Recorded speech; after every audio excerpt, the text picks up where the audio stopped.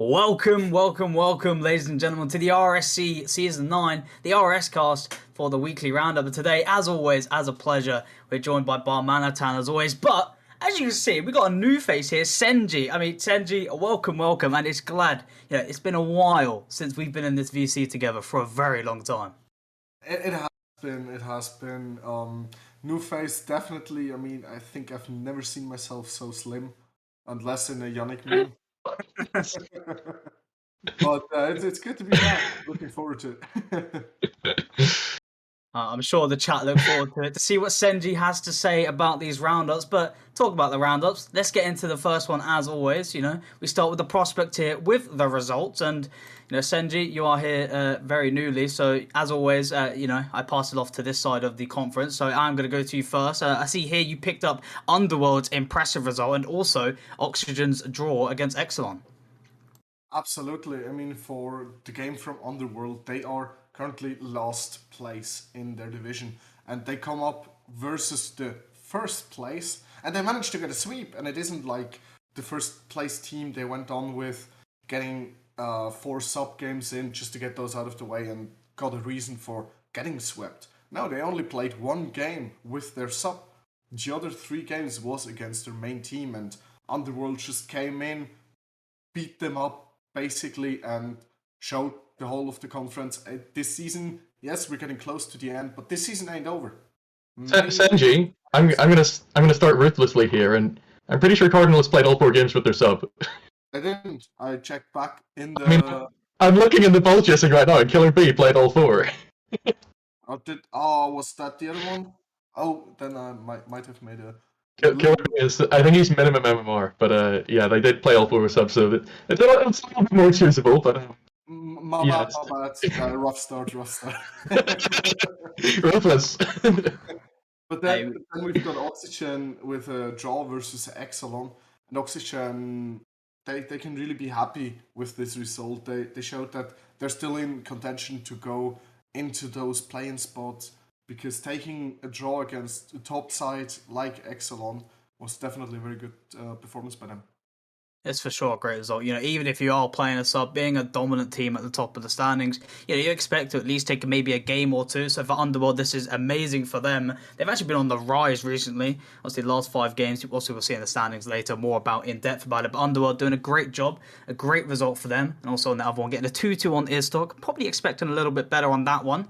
But as we do go to the Glaciers conference here, Barmanitan, I see that you have picked out Icicle's victory onto Mages, and also Micah Faction getting a sweep onto Terra.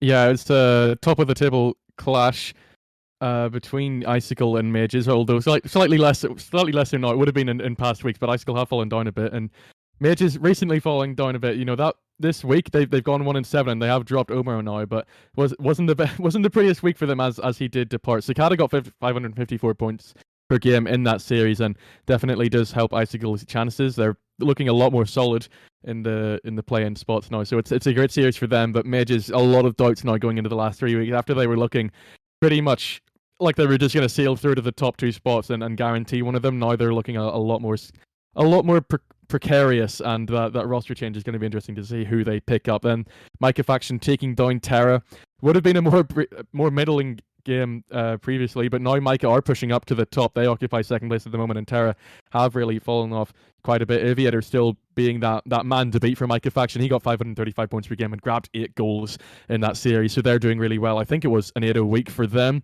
They beat Prelude. They swept Prelude in their other match as well, so really encouraging signs from them. And then at the bottom of the table, I picked out Limousine Prelude just to show that, this is still one of the closest conferences in RSC9 here, but both of these teams really wanted to grab something from that. Limousine did win one of their matches last week, but Prelude haven't won in quite a while, and it's a bit of a struggling result for them when they would have been liking to push up a little bit more. Limousine 4 off the mark and Prelude 6 off the mark, so they're going to be looking to try and pick up a couple more results against teams in similar positions, unlike what they did here in this match.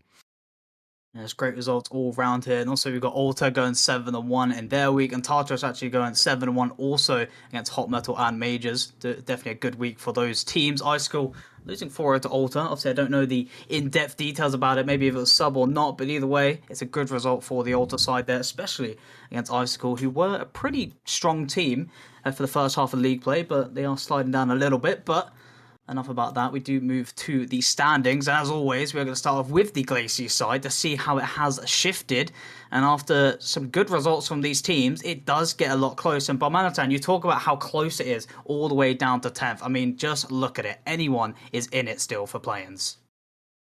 Yeah, the bottom 14. You see Limousine and Prelude drawing. Yes, you're still a bit off the mark, but much closer than it is elsewhere in the league. And, you know, it does keep them both in with a side. I will say about that Alter match, Icicle were playing their main roster, so all the more impressive for Alter, and it makes it all the more incredible how they're doing this well in such a close conference, 4 clear of their nearest competitor, and best goal difference in the conference by quite a bit. Top goals scored.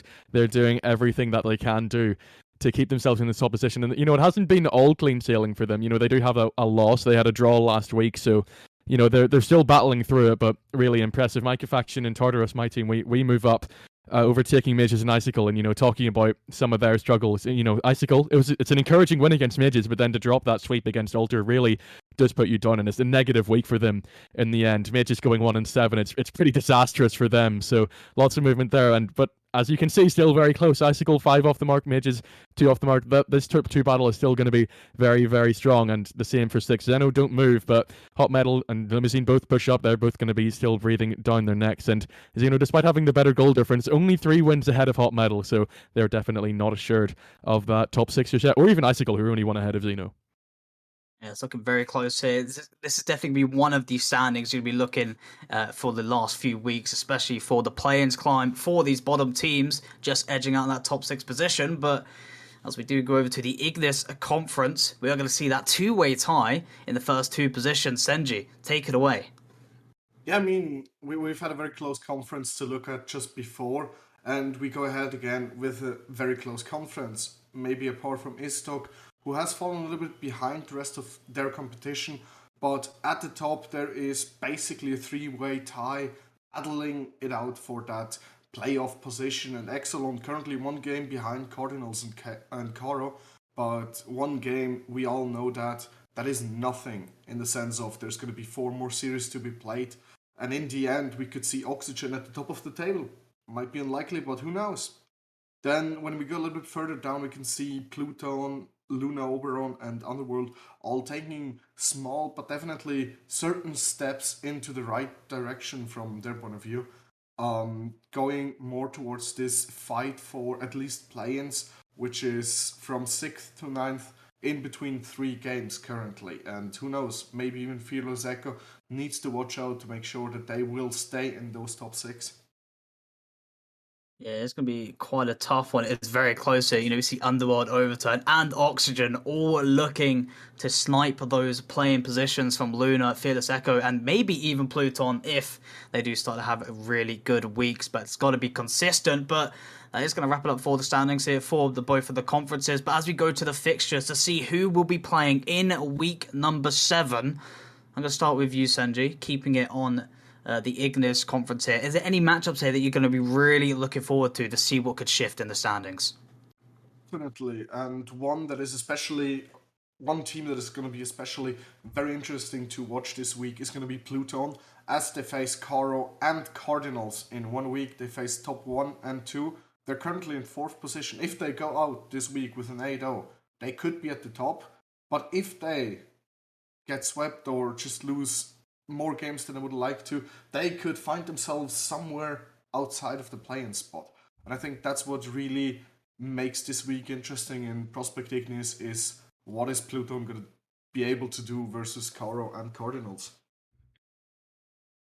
See in the chat, is that a result coming in for the Underworld side? Because I'm seeing here that game is today, but I'm sure we might get confirmation on that. But it is true. Yeah. It is, yeah. It took down Oxygen 3-1. That is a great result for them. Obviously, remembering the standings, actually puts Underworld tied 5th right now. But obviously, they've had a series, so it's all going to come down to Luna and Fearless Echo to kind of get their next series to stay above. But that's a great result for Underworld on the rise. But as we go to the Glaciers Conference, Barmanitan, any matchups here that you want to really look forward to for heading into week 7? I think there's still conversation around Icicle here because last week they had 2 games against teams above them. They won one of them, then they lost the other. So they lose pace on those ones. But this week, playing Xeno and Limousine, 2 teams below them, if they lose those games, then suddenly they're getting overtaken by them, and I think they're really struggling if they do drop any more series in this week. We also see more fights for those bottom spots. We see Prelude going up against Hot Metal, and after Prelude's draw against Limousine, and they lost their other series, I think, against Micah Faction in a sweep. So they really need to make up some progress. And I mean, Hot Metal still 3 behind Xeno, so I think that could be important. I mean, I don't want to like shout out my own team, but there's not that many top of the table clashes. So I think Alter Tartarus will be an important match at the top. We are 4 wins off of Alter, so I'm very interested to see what will go down there, and if my team as is a slight underdog. We still haven't played any sub games, so there's still that conversation to be had when we get those in. But Alter are taking down everyone at the moment. I'm intrigued to see how they will fare against us. I'm actually time too. I'm actually glad you picked that one up because obviously you both GM and obviously being a part of the team. But I was going to pick that one if you didn't want to snipe that one. But that is going to be a great matchup to watch. Alter being that top team, and obviously Tartarus on the climb for that top 2. And obviously, as you said, you got the sub games to go. So obviously, I don't know how you guys are going to play that one out. But it'd be interesting to see how well you do in this week. But I hate to pick my own team. I really do. But I honestly think this Fearless Echo. But I've got to be honest, Fearless Echo and Underworld, I honestly think that is a big game. Because you'll think Underworld are now tied 5th with Fearless Echo, and the games are so close in that playing position. But, even if you look at Overturn here, they've got Exelon and also Karo. They are 2 games behind for play-ins, and they're playing 2 top dogs. And, for Overturn, this is going to be such a difficult week for them. And I think even if they come out with a 4-4 week, they've got to be happy with that. Yeah, you are right. It will be an important one if they can separate themselves more from Overturn and then make more ground in Fearless Echo. See who's going to come out on top from that game and from this position in the table. Well, these are your fixtures heading up in week number 7. So make sure you take a good look to see, if you want to root for some teams to win or lose, maybe just to help your gain for the standings. But as we head over to the Challenger tier now, here are your week 6 results, and we're going to stay with you, Barmanitan. I see you picked up Glacier, getting a 2-2 onto Nezuko Gang, and also Zyron taking the W against Apprentices, and also that draw with Shrine versus Chorus. Yeah, I seem to keep going to Arctic Frenzy here, but I guess those were some of the interesting matches. That 2-2 draw against Nezuko Gang. I mean, I guess both times it's kind of been more negative because both are struggling a little bit this week. Glacier is still at the top, but yeah, dropping to 2 draws. This one against Nezuko Gang especially, where it's all 1-goal games. 3 of them are OTs. It could go either way, and previously we could have seen Glacier taking that, but still they had the most impressive player with Nilaran getting 600 points per game, which is something else. Normally when I'm talking about it, it's at max 550, so to push over to that 600 mark, really impressive, and he got 8 goals while doing so. So I mean, it's not all negative from that series, but there's definitely a lot to think about from Glacier's perspective into the next week. And for Nezuko Gang, I think that's quite positive. Considering where they are on the table, they're down in 7th at the moment, tied on wins with Apprentices, behind on goal difference. That's a big result to show that they can keep up with the top team in Glacier. And next one was the Xeron Apprentices. I didn't find any direct talking points about it, but I think it's just reaffirming. I mean, this is one of the, I'd say, weirdest tables in that there's such a huge rift between the top half and the bottom half, and this is another one of those results that really creates a Xeron now on a 5 winning streak, and that one against Apprentices, who could have been one of the teams that were challenging them. If they lose that series, it is a bit closer in the middle, but Xeron really separating themselves from this Apprentices side and looking to try and catch up to Shrine, especially when Shrine is getting this 2-2 result against Chorus. And not only that, they had to pull it back. Chorus went up 2-0 in the series, and 3-1 goal games. One of them was an OT. I think one of the ones that Shrine did pull back. So it's a really surprising result for them that they were having to chase that series at all. But again, for these teams nearer the bottom, like Chorus, like Nezuko, this is really positive stuff, and showing that even if there is a rift from the top half to the bottom half, the teams in the bottom half are still getting results against teams in the top half. So it's not a decided conference at all, Glacier's Challenger. Yeah, it's looking pretty decent so far, and obviously, Zion, obviously the only team in Challenger across both conferences to have that 5-win streak in the last 5 matches. So we could see, how long they could keep that streak running for. But as we go to the Ignis conference side, Sennji, I see that you have picked out some pretty good games yourself. You've picked out the Arcus sweep onto Zion, and also the Masai sweep onto Fearless Delta, and then Lunar Atlas getting that draw onto Masai, which actually does sound a pretty good result for them.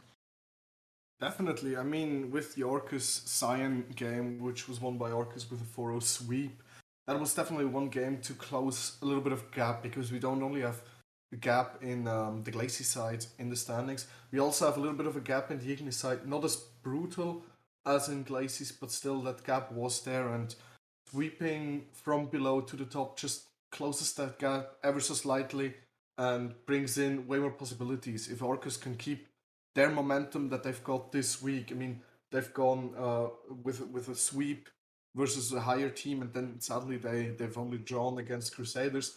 But when they can keep this 6-2 week going forward, they will be in a high contention for those playing spots.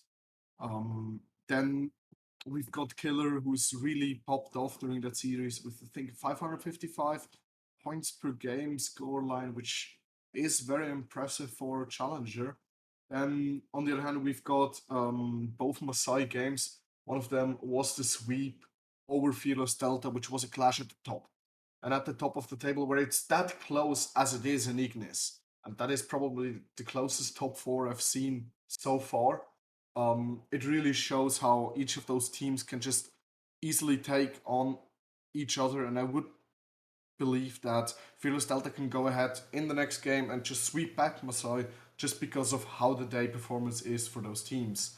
Then we've got Luna Atlas being able to draw against Masai, who had a great game against Fearless Delta, and Luna Atlas is in that dreaded last place with a 6-game gap to the next 9th place, and I think them showing up and showing that they can beat one of the top 4 teams who are in one game just really shows that they're not yet out. Yeah, I'm actually glad you picked out Lunar Atlas here, because I remember a couple of weeks ago, obviously, they're kind of in the same situation, just trailing behind for the play-ins. But, I was saying how they're this team that can stop games on these top teams. You got to think, against Masai, if Masai were looking for that 4-0 sweep, they would literally be at the top of the standings. They would have that lead onto overall. So Lunar Atlas are playing a crucial role in these standings. They can really, disrupt this the standings for other teams. But, as we will see, the standings obviously popping up, but obviously we do go to Glacies first, so we'll see Ignis soon to see how that did disrupt the Masai for first place. But starting off with Glacies Barmanitan, looking at these standings, we are starting to see Glacier pull a little bit of a lead, still not losing one series. Yeah, there's a bit of a spoiler alert. From last week, there were 3 unbeaten teams. Those 3 teams have stayed unbeaten this week. So Glacier, they managed to grab their 2 draws, even if it looked a bit sketchy versus Chorus in those opening 2 games. They still stayed there, keep that unbeaten run, and keep themselves at the top 4 games clear of Shrine. And the other talking point you mentioned, Zion having that 5-winning streak. They are the only team in the whole RSC9 to have won all of their last 5 games. So they're looking really, really strong. And talking about Glacier, yes, they've kept their spot at the top, and yes, Shrine haven't moved either, but Glacier dropping 2 draws, Shrine dropping a draw as well. It could all come crashing down for them here as Aaron keep up this crazy form. We've Pyromancers and Parthenae also not moving, but then you have this big jump where Apprentices, they do lose that game to Zeron, but they still managed to overtake Chorus, and it's really, really close for the 6th spot. That's the magic of the 6th spot. Even the top half is pulling away. There's still a fight for these teams. Orcus, Sennji's team here still awaiting their first win, but the 6th to 9th only 1 game apart. It's maybe not quite as exciting as the battle for 1st and 2nd in Ignis, but I think it's still really, really interesting when all of these teams are still getting results, but also having slightly less positive ones where they're struggling a little bit, where they would have liked to pull away. Any of these teams grabs a sweep and they could be jumping up into an authoritative 6th place position compared to where they are now, where they're all pretty much tied. I'm getting memories of last season. I'm pretty sure this happened to Challenger last season as well, where that play-in fight was literally like it was tied or one game difference, and it literally all came down to the very last series. Certain teams like, oh, they have to sweep this, they can't drop a game here, and it's looking like that again here in the Glaciers Conference. And I mean, even in many more for other tiers as well. It's crazy how close this season is across all of the tiers, but. This is the Glaciers Conference. Take a good look at it. Glacier leading for now, but Shrine looking to climb. As we do head over to the Ignis Conference, Sennji, as we see Overall and Lunar Atlas sitting as they were last week. Exactly. We see the top and the bottom not moving, but the rest of the table has gone wild. And as we have spoken about it before, we've got the top 4 that are in a single game within each other. That sweep from Masai over Fearless Delta really helped to make this table as interesting as can be. I couldn't predict who goes into playoffs and who goes into play-ins from this 4 stack at the top. A little bit below that, we've got that fight for play-ins, and this fight for play-ins doesn't look as competitive as, for example, in the Glaciers conference, as Sion's got a relatively comfortable 4-game lead to Arcus, but then again, we've seen Arcus with a few good results this week. We know Crusaders has got the potential, and Scorn. All of those are still in beatable distance to Sion, and Luna Atlas, like Arcus on the other side, probably needs to sweep the rest of the season to get somewhere into the play-ins. Hey, I mean, you never know what could happen. It could come out of nowhere. You never know. They might just, they might just think, you know what, we'll actually turn our monitors on for these last few weeks, and we'll just sweep every series. You're supposed to turn the monitors on? Oh, That's why I'm Sennji. losing. Hold up. See, it's been solved. The mystery's been solved. Now we're going to see Luna Atlas and Orcus find their sweeps heading into week 7. But the question is, who are they playing in week 7? Well, let's find out as we will look into the fixtures now. Starting off with Glaciers, which is going to be obviously yourself, Sennji. Is there any fixtures you're looking for? And hopefully, with your monitor on this week, you might get those sweeps. Yeah, definitely. I mean, we're gonna sweep Neptunium and we're gonna sweep Chorus, because why not? Gonna get around about 7 exterminations per game, because why not? No. In Glaciers, I think one of the really important games this week is Siren versus Glacier. We've seen with Glacier how they've performed over the last few weeks, and usually they've drawn to the lower end table teams, but they've swept the upper end table teams. Siren is on a very good run, and if they can take down this, at the moment, a little bit crumbling Glacier side, they could get a really good result in there, and who knows, but I think that's going to be a very good game. Then, obviously, I think, especially for teams like Nezuko Gang and Parthenace, their games are going to be very important to kind of assert themselves into potential play-in spots. Same with Apprentices, get in there and to have a chance to do something. For sure, and also as we can see all these other matchups here heading into this week, a lot of playing teams really got to fight, and also as we mentioned, it is very close for those playing spots in the Glaciers Conference, so these are going to be very big games. But as you can see, there are no games today in the Challenger tier. As we head over to the Ignis Conference here, Barmanitan, which fixtures here take your fancy?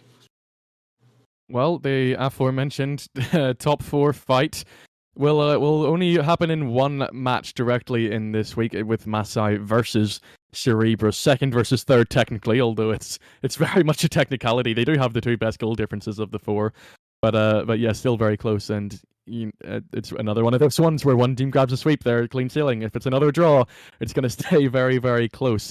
But I guess these 2 teams do have the disadvantage that they're not playing 2 lower teams this week, like Overrule and Delta especially, having that match against Luna Atlas. So despite you saying, they're the ones that are deciding things still, like with that draw against Masai, you'd still rather, I think, go up against Luna Atlas than one of your fiercer competitors like Cerebrus, again, like Cerebrus' point of view going against Masai. There's also Helium playing Masai. We're talking about this top 4. Helium, they're definitely not out of it yet. If Helium gets something against Masai there, they could try and turn it into a top 5 fight, but it's going to be very challenging for them. But that's one of the matches towards that goal, and that could make it interesting in the end. Is there anything else here for me? Maybe Crusaders Zion, actually, because Crusaders are trying to push for that top 6, like with Arcus and Scorn. They're sort of that group of 3 trying to push, and Zion clinging on to 6th at the moment. Crusaders Zion could create a little bit of a turning point there, especially if Zion don't get a good result against Overrule, which would be expected considering how well Overrule have been doing. Then I think Crusaders could grab something there, and I think that makes it a little bit more interesting if they do so, and Zion drop a bit and make it into another fight for 6th place, like we saw in on the other side with Apprentices, Nizuku Gang, Chorus, and Neptunium. I know for the last couple of weeks, Zion have been playing, one series main roster, one series sub. So, maybe in these last couple of weeks after the sub games are done, maybe we'll see the climb Zion, the former champions of last season, maybe rise and maybe join that fight, but they would need some good results. But personally, I'm looking at Arcus's games here. They play Scorn, which is a team down in that playing position, but this Arcus side swept Zion. So they're on the climb. Out of their last 5 games, they've drawn 2 and won 1. Obviously lost 2, but they're on that streak of a draw and a win and a sweep off Zion. So, I think they could go into momentum here. But against Overall, a very big game for them. Even taking a game or even getting a draw for them would be massive. So I'm going to be looking at Arcus this week to see if they can push themselves into that top 6 position. But this is going to wrap it up for the Challenger tier. Take a good look. These are your fixtures, so make sure you look out for them if you want certain teams to be winning or losing. But we're going to head over to the rival tier now. And as always, we'll head into the results first. And starting off with you, Sennji, I see you picked out Overkill's sweep onto Neri, which I'm not gonna lie, I was very, very surprised myself. And also, you've picked off Fearless Charlie's result onto Yoruba. Yes, I have. I mean, with that sweep from Overkill to Neri, I think no one saw this coming, if we're honest. But Overkill has proven every one of us wrong. And especially DP76, I've looked at the ball chasings, and he nearly got to that magical 600 points per game mark. He capped out on 590, and I gotta say, that is just one hell of a one-man show. On the other hand, we've got Fearless Charlie with a sweep over Yoruba. Congratulations, Buddha. But the most impressive thing, I think, from that game, every single one of the Fearless players had over 400 points per game. And usually when there's a sweep, when there's a good game, you see one really go high with the points per game, one standing out, having one hell of a good day. But Fearless Charlie comes in, and you guys manage to have over 400 points per game, all of you. And I think that should really be a sign for every single one of the opponents in Ignis Rival. Oh, we gotta pay attention. Those guys, they work well together. Yeah, for sure. And also, before we move over, I do want to pick up, for the people that didn't really look at, that game's, detailed, all 4 games of this series was actually overtimes. These games were very close. I believe we have like a 5-minute overtime. Like, the overtimes were so long, and honestly, it was a great series. It could have gone either way. Yoruba could have swept it. It could have been a draw. It was an amazing series, honestly. Playing it myself, I'd hope so. I could say that. But, before we move to the Glaciers Conference, I've got to pick out on Unity here as well. Getting a really good week for themselves. Getting a 7-1 week. That sweep onto Lunar Hydra. And also the 3-1 onto Pandora, which is a newly formed recent roster that has been doing all right for themselves. But for Unity, this is a very good week for them, as we will see. Obviously, after this, we'll see where that puts them up. But heading over to the Glaciers Conference, Barmanitan, I see you've picked out obviously Journeyman's 3-1 onto Sorcerers, Zyphos sweep against the Arena Tribe, and also Uranum's 3-1 onto Concerto.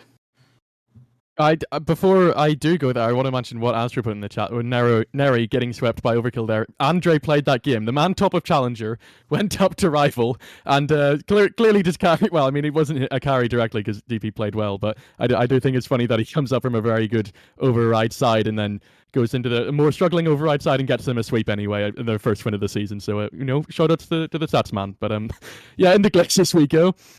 And I think that I saw it come up in the report in the results feed, Journeyman versus Sorcerers. Like, wow, that is a statement victory, because so many people have been talking about Sorcerers and what they've been doing, but now it's 2 losses in their last 3, and that's worrying for them. For Journeyman, it's 2 wins in their last 3, so it's kind of the opposite of that. But I was looking at some of the stats, and they had double the stolen big pads, Journeyman. So they were really controlling, in 40 seconds more time in the final third. So that it might have been 3-1. It wasn't quite a sweep, but they were definitely controlling that and deserving of that victory over their top two rivals, who, maybe not top two rivals just yet, the top two Sorcerers side, Journeymen still fighting for 6th place pretty much, which they do occupy at the moment. Then the Xephos sweep over Arena Tribe. It's a new Xephos roster entirely, and yes, they're beating bottom of the table, but those are the matches you expect to go to draws, like we saw with Prelude versus Limousine and Prospect. But this time Xephos turned it around. Hera, one of their I say new pickups. He's been on this roster before, but he's come back again. He got 477 points per game in that one,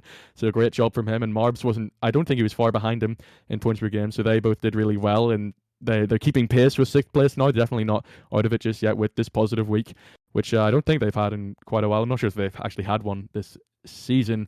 And then the third one I picked out was Uranium beating Concerto, another one slightly lower down the table, but that's just so interesting. These teams getting wins in 7th to 10th, making this fight for play-ins more interesting. And again, it's more of a deserved win, where Uranium got 50 seconds more time in the final third, and 50 seconds more supersonic speed as well. So they were playing faster, they were playing more aggressive than Concerto, and they grabbed that win against him, make it more close. And Concerto, another team that are definitely not guaranteed of top 6 just yet. Uranium only 4 behind them now, and only 3 behind Journeyman. I mean, I'm glad you picked up Uranium. This is a team has climbed with this new roster change. Luke coming in with Kingsman, Gas, and also... Oh no, I feel bad. I forgot their third player. Oh no. Okay, well, I'm sure one of them will correct me in chat. But either way, their new roster with Luke has shown... Yo-Yo. I hope I forget Yo-Yo. My man Yo-Yo. I'm sorry, Yo-Yo. But either way, I got to give credit to this roster. They've done so well in these last couple of weeks. And, Journeyman kind of stopping them, coming into that top 6 with a great result. But they get that 2-2 onto Montbéliard. That's a great result against a team who's been top 4 all season long. So it's a great result for them. But these are your results, some really good results. Obviously, Blizzard, they're always up top. But they do get a 2-2. Onto Xephos. That is pretty surprising. Obviously, I'm not sure, maybe it was a sub game, but either way, that's a good result for, obviously, is it Xephos or Xephos? I feel like I'm saying this wrong, Barman. I think you can make your mind. I think Marbs has just pulled these names out of nowhere, so I think for these ones, there's not really a right answer. Exactly. See, I can't be corrected here. Xephos it is. All right, that's what I'm going with. But either way, there's some good results here that's happened in week number 6, keeping it all close and tied up. But as we go over to the standings to see what it has affected and shifted, I'll say, as always, we're going to start with the Glaciers Conference. So it's going to be you, Sennji. What can you tell me about this? Obviously, Blizzard still maintaining their number 1 spot. They definitely do. We see, I think, one of the more widespread tables we've seen so far, as there's always a little bit of a gap between each place, apart from in the bottom where it comes to the fight or 6th place. 7th to 9th, Uranium, who has overtaken Erebos in 7th place, they are separated by 1 game, and I think each and every one of those teams has the potential to challenge Journeyman and Concert, and maybe even Sanctum, to move into those play-in spots to get somewhere and not end up at the bottom. Then at the top, we've got a very interesting fight between Blizzard, Sorcerers, Montbéliard, and Sanctum for the play-off spots, where obviously Blizzard has gotten a little bit of a head start over Sorcerers. Sorcerers have got the same lead over Montbéliard, but those are relatively small leads still. For those teams, it's going to be very interesting to see who's going to grab the playoff spot. Yeah, it's going to be a great week to look forward to, and obviously, 3-game leads that could be majorly shifted if they do face each other in these last upcoming weeks of league play. But we see a few teams staying still as we go over to now the Ignis Conference to see what has shifted there after week number 6 of league play. Barmanitan, what can you tell me as Sentinels? Even though we're not seeing that, 5 in a row wins, they're still holding first place. Yeah, it's another team that's got 2 draws this week, but still holding on. The teams below them pulling enough wins off of each other that they're holding on to it. Although obviously it's gotten much closer now. 1 win between the top 4 in Challenger, 2 wins between the top 5 in Rival. So Ignis always trying to prove that they're going to be the closer conference, and yeah, it's going to be really. It's 3 wins, between the top 5, 2 wins between top 4 Sentinels do push that 1 game higher, and it's always been as if they have the best goal difference with Yoruba on 52, highest goal scored for them as well. So these teams below them proving that they're still up to the task, even if they're again getting these negative results with Fearless Charlie's sweep on them And I mean, but you're getting a sweep on them, and they still have more goals scored than you. That's just how close and how interchangeable these teams are. Further down, we have a bit more static, but I mean, you say it's static, and then you realize that they're all in the same number of wins. So I mean, there's so much potential for chaos here between Neri, Pandora, and Nitrogen. It's again, we'll call out Overkill and Hydra being down at the bottom, struggling to push up, and probably their season being over. But I mean, if Andre subs up a couple more times and DP can find another 600 points per game series, then they might be okay. Neri only 7 ahead. There's still some amount of hope, but yeah, the main talking point is those 3 tied teams and how that will evolve, because we've seen them all get impressive results, and and we see them only stay there because of Overkill's sweep on Neri. Again, it's these teams at the bottom deciding what goes on further above them, and it's really interesting. I'm really excited to see how this will go on in the last 3 weeks. Who can grab that 6th spot? I like it when it's the 6th spot, when it's just one space available for so many teams that are so tightly packed. Yeah, I mean, just to talk about, Toxin and Unity, they're looking to join Yoruba, Fearless Charlie, and Sentinels.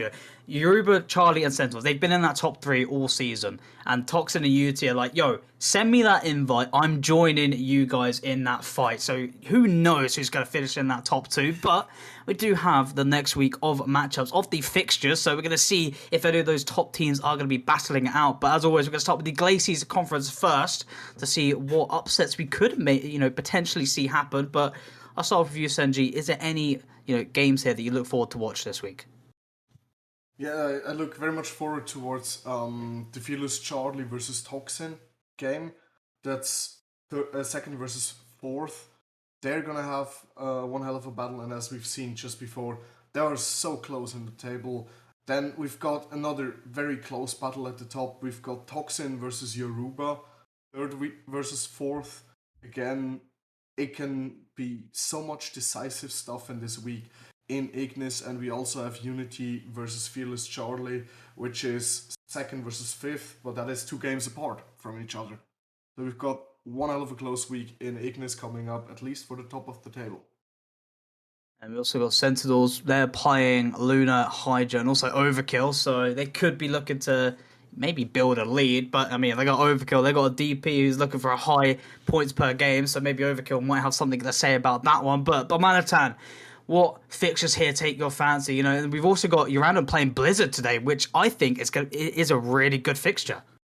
Yeah, and we already have the result better, so go on, give a little prediction. Let's see. Don't look at the chat. Wait, I'm also not gonna look. Well, what do you think it was?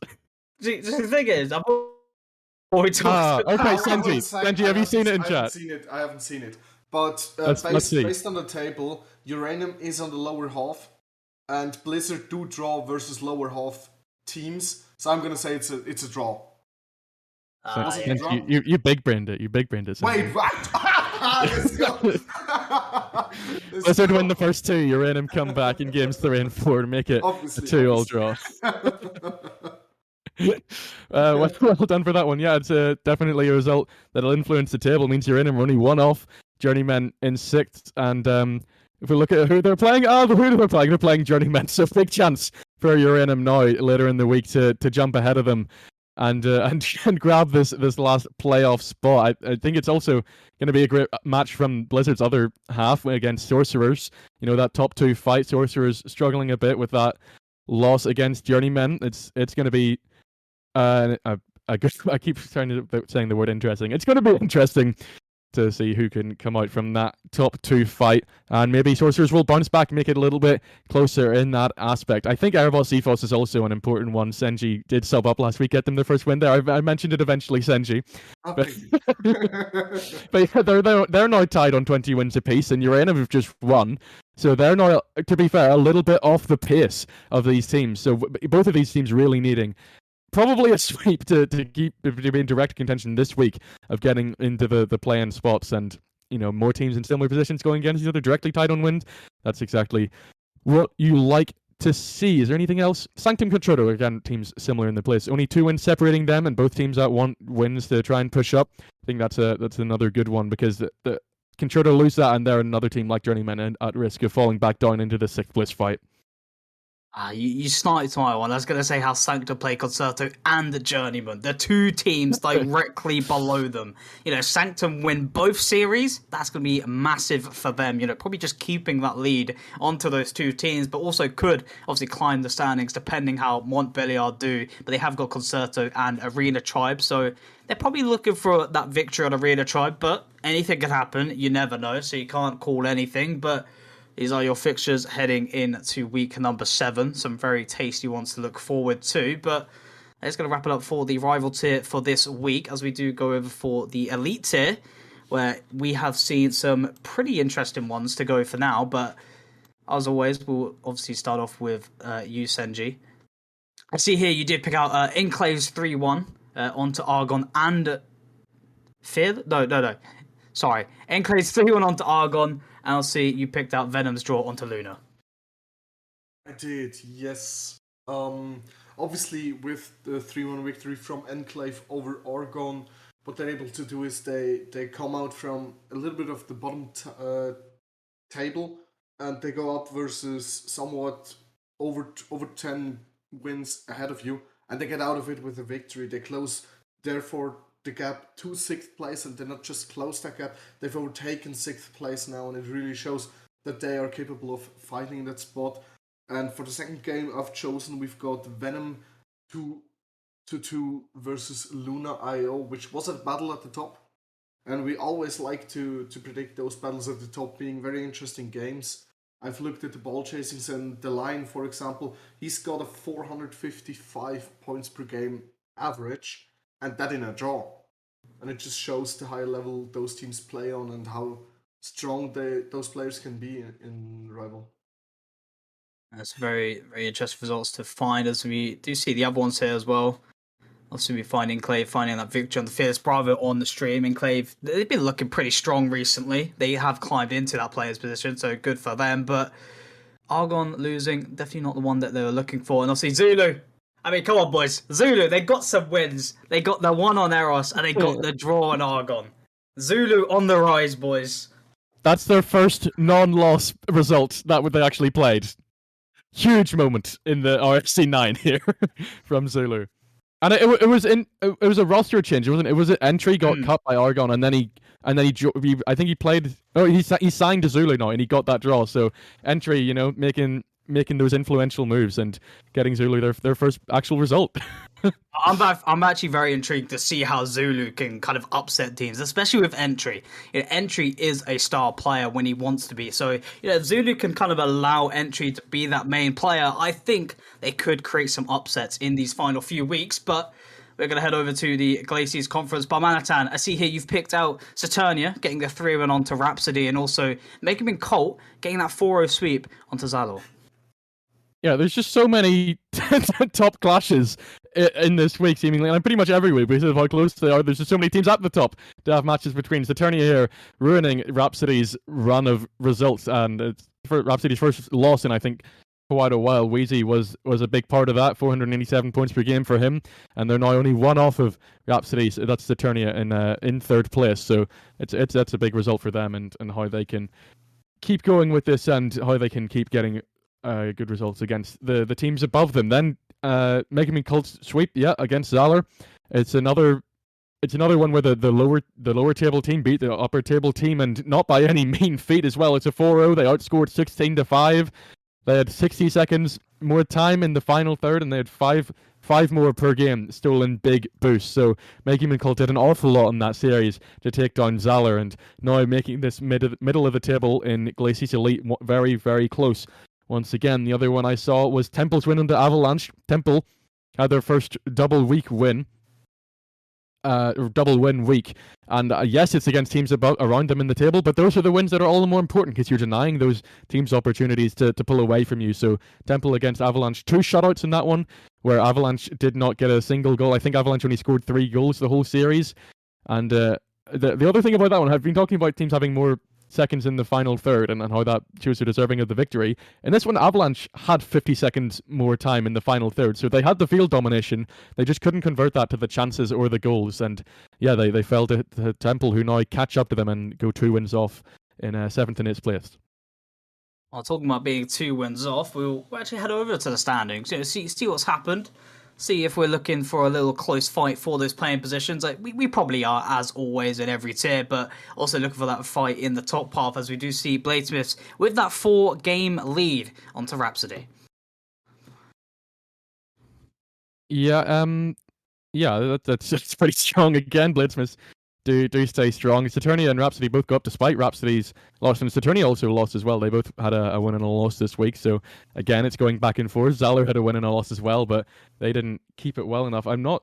Are all these movements correct? Because I looked at the prospect one, and this seems like a lot of movement for teams that have all won and lost. No, Rhapsody and Saturnia both stay in second and third, so that's a slight mistake on the graphic, but yeah, I mean, it's still very, very close. Obviously, there's no mistake, Sennji. Sorry, my bad. All perfectly correct. And yeah, Rhapsody and Saturnia clearly moving up in the table, and because of their win against each other. Again, we're having a fight for sixth place. I mean, this is one of the tables where it's more a fight for all of the playoff spots, because seventh is only 6 wins off of second, which compared to a lot of other tables, that is not a lot. And Avalanche and Megaman Cult clearly still having a chance to push up and get those upper bracket spots, especially when their goal difference is so close. I mean, -2 is not bad at all for a 7th place team, and Zalor is one worse than them and 3 wins above. So much back and forth here. Megaman Cult sweep against Zalor, really making it even closer. Temple's double win week didn't push them anywhere, but in 8th, and they're looking strong as well. Oracle only another win behind. Might have Hades again, somewhat lacking at the bottom, but Thanatos, they still have that opportunity to at least grab results and influence how the final table will look, even if they are very much struggling to actually keep pace. It's very close, as always. As you've pointed out, 7th being 6 wins away from second. As we go to the Ignis Conference, 7th is 15 wins away from second. I mean, Sennji, just by looking at this, I mean, I think we have a solidified top 3, but I think it just goes on who gets what place. I actually would go on to say we see here a top 4. Yes, we've got a gap after 3rd place of 4 games to Argon, who is kind of in the middle there. But the gap from Argon down to Fearless Bravo is 6 games. And I just feel like these top 4, they still can mess with each other. Although I kind of doubt that Fearless Bravo will be able to push up into those top 4. That's why I would rather go with the top 4. But definitely the top 3 all in one game. That's what we love to see. And then we've got, at the bottom, we've got Overtake and Zulu, who kind of, fight with each other for 9th place. But at least they still got something to fight for. And then we've got, again, a very interesting fight for the playing spots. 5th and 6th, both are in a little bit further away from or too close to 7th and 8th for comfort, so they really need to make sure. And Archeon, I just saw in chat that we need to switch to the Ignis table. And looking at it now, I hope you can remember what I said, everyone. If not, now you see exactly what I mean with the top 4 from 36 to 30, or the top 3, as Buddha likes to call them, from 36 to 34, are definitely way closer. And at the bottom, the little... You gotta listen. I listen. I don't see Argon climbing into this top 3. With recent roster moves, obviously losing players, and it's still a decent roster, but I can't see Argon overtaking Luna, Venom, and Eros.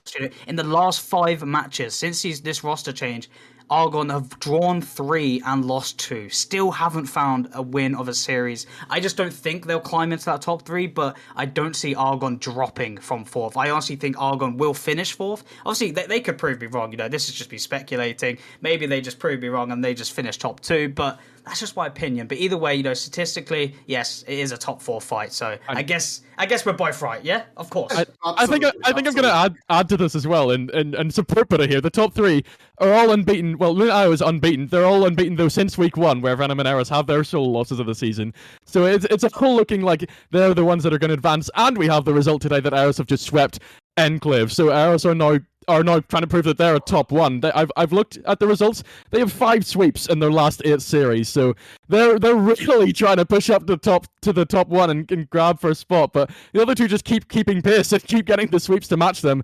But I agree with, but I don't know if Argon can match that, especially considering the recent form comparatively.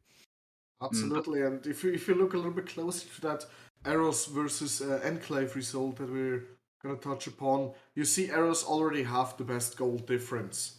But you know what goal difference they've had in that series? Oh, I've just looked. It Oh, was no. a staggering plus 19. Oh, that is rough for That Enclave. shows the dominance Eros has in that, or the dominance Eros had in that particular series, and it shows their strive to not just have the top spot in wins, but in case something would happen there, they also definitely have the highest goal difference. I mean, if you look at that result, that actually does complement Overtake. Because when Overtake played Eros, it was a sweep for Eros, but they were all 1-goal games, except for one that was like 3-0, I think. So that really complements how absolutely. Overtake are a side that actually do put up a good series, but they just can't close the series out. And I believe they made a roster change as well, losing Sennji. So obviously, I don't know if Overtake will still be that kind of side, as he was kind of their savior in the defense. But we've been on the Ignis standings for quite a long time. Maybe not graphically, but at least spoke about it for a long time. So that is going to actually wrap it up for the standings. But we've got some elite fixtures going into week number 7 to see what we can expect. Are we going to see Eros get another big goal diff in their next series? Well, we'll see who they will face up. But as always, we'll start off with the Glacies side. Looking at it, no matches today for Glacies, as it is the 28th. Yes, had to double check it wasn't the 29th for my own safety of not being butchered. But as we look at the Glacies side here, Barmanitan, what can we see to look forward to? As always, there's a lot going on here. There's maybe not quite, if I'm looking at this correctly, a direct top 3 match, but there's still plenty else. We have Bladesmith taking on Zalor, who are on 4th, and Bladesmith, considering how strong they do look in 1st position, maybe this is a potential banana skin for them, where Zalor have been getting results. They got that win. I can't remember what it was. I think it was actually a team below them beating. Yeah, it was Megamin sweeping Zalor, but Zalor have just come off of a win in their second match last week. So they're still technically on the up despite being in 4th, and it's going to be interesting to see what they can do to try and take down this dominant Bladesmith side at the top. And there was another one I saw there. Can I re-find it and talk about the Megamin Cult Rhapsody? That's what it is. Megamin Cult, at least unbeaten in 5. That includes 3 wins in their last 4. So they're definitely a team that's rising. And Rhapsody, they've just dropped a series to Saturnia, and despite winning their other one, so they're clearly still a top 2 team. But another chance for a team in the mid-table to try and push up and close this gap even further. This is the side that has 6 wins between 2nd and 7th. Is another chance for that to become even closer, and Megamin to restrict Rhapsody from being able to pull away and join Bladesmiths with a gap at the top. It's that close. 1 week could get you from in play-ins to out of play-ins, or in play-ins to play-offs. That is how close it is. So all these matchups are very crucial for every single team, especially for those teams still looking to climb in the top 6. But looking at this Ignis conference here, I mean, Sennji, we can see, I'm pretty sure you can see that top one that we're all looking forward to. Most certainly, think we can see that top one, especially because it is at the top of the graphic as well. Eros versus Luna IO. I think 1st versus 3rd is always going to be a good one, but especially seeing that Eros had a sweep with a plus 90 goal difference that we just discussed, they're now going up towards 3rd, and if they beat 3rd, they solidify themselves at the top of the table. How long can these unbeaten runs last is the other thing. They keep drawing against each other. Is this finally the moment? Maybe. We will see what exactly is going to happen with those two. But then also, we can't disregard a game of Venom and Argon that is going to prove if I'm correct or if you're correct. Obviously, at the moment, we're both correct. It's kind of a Schrodinger's being correct about if it's a top 3 or top 4. Currently, both is. After this game, we might still be in that state if they draw, but if not, we'll know which side it is.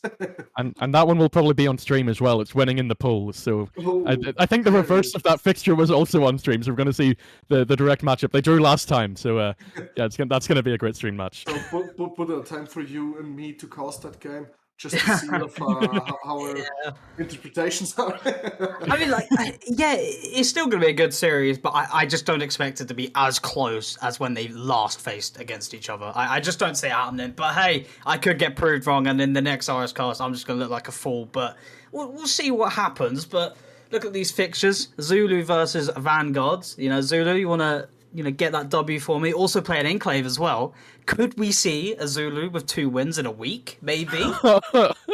Imagine. You're asking for too much, but hey, they've got entry. Entry is a go. I'm sure they could do it. Maybe. It would be a sight to see. You never know, but obviously we'll find out. Obviously when they do get played, but that is gonna get it in for the elite fixtures for week number 7, and I'll actually wrap it up for the elite tier as we go to the master tier. As always, we'll start off with the results to see what happened, and we will start it off and away with you, Barmanitan. I see here you picked out Iovi's 3-1 onto RS Legion, and also Nocturne's draw against Sub-Zero, and Chianina getting that 4-0 sweep onto Haven. Yeah, I'll start it off with the one you mentioned first, Iovi taking down RS Legion. RS Legion's other result was a forfeit. I've just opened Rocket League by accident, so let's wait for my PC to lag here. That's going to be wonderful. But yeah, RS Legion. That is a disappointing result. Is when their other result eventually went their way, and they could have been pushing up higher. But IOV very much keeping it close. They were top of the table, well, from what I remember yesterday. But all of a sudden they're in 5th, and this Galaxy's conference continues to go back and forth. Semtex was the man I picked out from that series, 428 points per game, and also by far the fastest. He had 1680 speed, so really, really speedy across that series and in getting IOV that win. When the last 4 series were all winless, 2 draws and 2 losses, maybe more than that, this is huge for IOV to try and get back on track. Then Nocturne drawing with Sub-Zero, one I casted, and it was a really strange series in that, yes, it's really close, and both teams put up a good fight, but there were 3 blowouts, and the only game that wasn't a blowout was Nocturne going up into a very comfortable 2-0 lead, and instantly Sub-Zero come back and score 3 in a row. Some fantastic goals in there. Zaki scored a double tap, then Zaki passed it for a crazy midfield passing, infield and midfield passing play to win game 3 for them. So really, really interesting to series and how they went back and forth. How Sub-Zero played as a new roster with Always, making his RSC9 debut after getting cut by after the unfortunate situation of Storm at the start. He's back on a team now with Sub-Zero and really doing well. 5-1 in the first game, and the other win was that comeback. It's really impressive to see. Then Chianina sweeping Haven, and Haven pretty much down and out now. Even if they looked good against Nocturne on stream, but it's an 0-8 week for them. I think they had a couple of those. And it's 3 shutouts. The only game where Haven scored, it's 4-2 to Chianina in game 4. So it's really, really difficult for them. The really weird stat I found about this one was that Chianina outscore 8-2, but they only outshoot 28-27. It was a really poor shooting percentage from Haven, only 7%. And that's a big downfall for a team like this going up against Chianina, where it's maybe one of your last chances to prove that you can still get into play-ins, where Chianina now look like they definitely still have a chance, but 7% is not a pretty way to go down and out. Haven sitting down over 7 wins. I couldn't imagine what that feels like. I definitely couldn't imagine what that feels like. Definitely not from past experience. But Haven probably not looking for play-ins at this point. But I don't know if it's even mathematically possible. Maybe it is. Maybe it's not. I'm not that good at quick maths. But so we've got Hades getting a 5-3 week, which it does keep them close for that play-ins position. Obviously Sub-Zero, as we did touch on there, getting that 2-2 and also another 2-2 onto Nocturne, which is a pretty good result to get. But as we go over to the Ignis Conference, Sennji, I see you've picked out Overwatch getting swept by Fearless Alpha, and also Carnage getting that 7-1 week, which I've seen been mentioned quite a lot in chat. They want us to talk about the 7-1 Carnage week. They definitely want us to talk about that wonderful week that Carnage has had. I mean, obviously they've gone off versus Storm and versus Dogon. Both of those are a few games behind Carnage, but still Carnage being that strong at the top, being able to go 7-1 in a week, when you're at the top, just really proves to everybody, hey, we are the team that we're supposed to be on number 1. On the other hand, we've got the complete opposite standing, or nearly the complete opposite standing, for Fearless Alpha, but they've then come out from the depths of where they were last season, again also going with a 7-1 week, and they're now all of a sudden completely back in the race for play-ins. Yeah, it was the roster change that was needed, but I'm happy about it that we didn't have to see another 08 week happen, because I'm pretty sure, that FF wasn't the best that we wanted. But the chat, I love how chat, they're frantically on it as soon as they do a good week. But as soon as they have a bad week, they're not here. They don't want us to talk about it. But Lunar Titan getting a 7-1 week as well. The 4-0 sweep on Einsteinium, which... Do you know who was playing that series? But Oh no, tell me. It was KO, their main roster player, and Conflict and Nick both came up from Luna IO, from Elite. So that's how good this team is. They sweep no matter what the roster is. What? I mean, that's crazy, because even Einsteinium, we saw in an interview a couple of weeks ago how they're saying, we are going to hold up against these top teams. We're not going to lose. We're even going to win or draw, but Lunar Titan's like, it's fine. We're going to get our elite boys and sweep you. That's how they do it. And also getting that 3-1 onto Gladiators, holding them out with that top 6. So, I mean, what a great week for Lunar Titan. But also we got Perks getting that 3-1 onto Dione as well, actually. I mean, that is a good result that none of us have picked out. A victory onto, a team that's kind of chasing with you into that top 2 that, I don't know. I don't know what's going to happen when you got Lunar Titan and Carnage up there. But as we talk about the standings, we will go to the standings so you can exactly see what we're trying to talk about. But as always, we'll start off with the Glacies Conference. Barmanitan, as we see that close top 2 fight. And as always, it's a very close fight all the way down to the bottom, except from 10th. Yeah, even, we won't talk about them too much. But the crazy thing is just how good they are for a team that's in last place with 7 wins. Against Nocturne, they had a chance to win pretty much every single game. And yeah, it just doesn't go your way sometimes in a series, in a season, and for Haven it definitely hasn't gone their way. But we do have a result before I talk about the individual standings. Sub-Zero, they sweep Chianina. So Sub-Zero, they go right up to 3rd with that and create even more tension in amongst this top 2. Nocturne and Jew very, very desperately looking over the backs of their shoulders, because this is ridiculously close once again. Only 6 wins between 1st and 6th, and then another win, and only one more win until you get to Hades in 7th. So no team safe of even a play-in spot guaranteed just yet, because of how close Hades have kept. That's definitely going to be a knock for Chianina, especially with their sweep against Haven, which they would have hoped to give them some more momentum. But they stuck in 8th this week, and I think they will still have a chance, even if they are a series behind their competitors. Now Warlocks, they're also very unlikely to come back into this one. Minus 55 goal difference is a struggling stat to look at, but you look at Iovi, they grabbed their first win in quite a while. Sub-Zero with your new roster with Alls doing really well. Rias Legion grabbing a win. I think Phoenix grabbed a win as well, or I think that might have been a forfeit win for them, but still, it still wins on the board nonetheless, and things that do keep it close with Zhu and Nocturne, who just keep on getting positive results. Again, it's another positive week for each of Nocturne and Zhu, and they are proving themselves at the top, even if it is very, very close. Very close indeed. As always, I mean, you can even tell from this goal difference, the teams that aren't even in the play-in spots, their goal difference is proving they have that fighting chance, they have that opportunity. As we go to the Ignis Conference, Carnage still holding first, still not losing their first series. And despite Lunar Titan and Carnage going 7-1, Sennji, we still see a 4-game gap. Oh, we do. But I think in the end, what is the most impressive is not just the 4-game gap between Carnage and Titan. I think it's the 10-game gap between Carnage and Dione. Just because it is so clear that Carnage wants this playoff spot, and they want to go in as the number 1 spot, and they fight for it, and they're currently looking strong to definitely be in playoffs.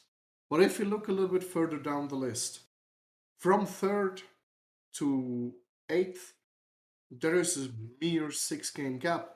Every single teams from Fearless Alpha up to Dione could end up in the play-ins in the end. Currently we see Perks getting up a little bit thanks to their victory over Dione. We see Einsteinium and Gladiators having to forfeit some places for it. And at the bottom, my favorite little duel, 9th versus 10th. just fighting for the pride of not being lost, or fighting for the pride to be lost first when you flip the table, which I always like to do when looking at tables. I mean, that's the best way to look at it. You've basically got the number one in your place in 10th. Just knock off the zero, turn it upside down. There you go, you're first, and Carnage all the way at the bottom. But I did see in chat, I think Strafe was saying that they did just win 3-1. Not too sure who against. I'm pretty sure we'll see it against the fixtures. Overwatch. Overwatch. Okay, I mean, Overwatch took a game, so that ties them for Storm in that fight. But obviously, Carnage, they go up to 40 wins. Barmanitan, is that the first team to get the 40? Oh, how quickly can I check each of the standings? I mean, they have played, obviously, one series. It's the first team. It is. 40. They beat Glacier this time, but they tied on getting to 30 wins this time. They beat Glacier to the punch in Challenger. Carnage getting their way, and they've still not lost a series. Carnage looking fiery, Insane. looking for that playoffs, and probably looking at number one seed. One more result here, but Gladiators draw against Dione. Ooh. So Gladiators at least temporarily jump into a play-in spot here. That is going to shake things up. Because Einsteinium keep the difference to Dione. And obviously Einsteinium and Fearless Alpha, if they get a win in their series, it's gonna, knock Gladiators back down. So I mean, it's very close, as Sennji mentioned, from 8th to 3rd. Only 6 games in it. I mean, this is what we love to see. We love it when we get to this part of the league play. It's so close. Everyone fighting for their spots. This is what we love to see here in the RSC. But this is going to wrap it up for the standings. As we go to the fixtures, we've been telling you some results, but instead, let's have a look who will be playing this week, except from today. And starting off with you, Barmanitan, which fixtures here, except for the ones we know, you're looking forward to? Oh, let's see. As I desperately look to see which teams are where in the table, but I think Sub-Zero that could be a good one. With the Sub-Zero just getting their 4-0 sweep over Chianina, that means that those teams are only 1 win apart in 2nd and 3rd. So that's definitely going to be a top of the table match that will matter a lot. Iovi versus Phoenix, another match with teams very close to each other, and in this top 6 fight, they're 2 wins apart. And Iovi have just got a positive result. Phoenix have just lost.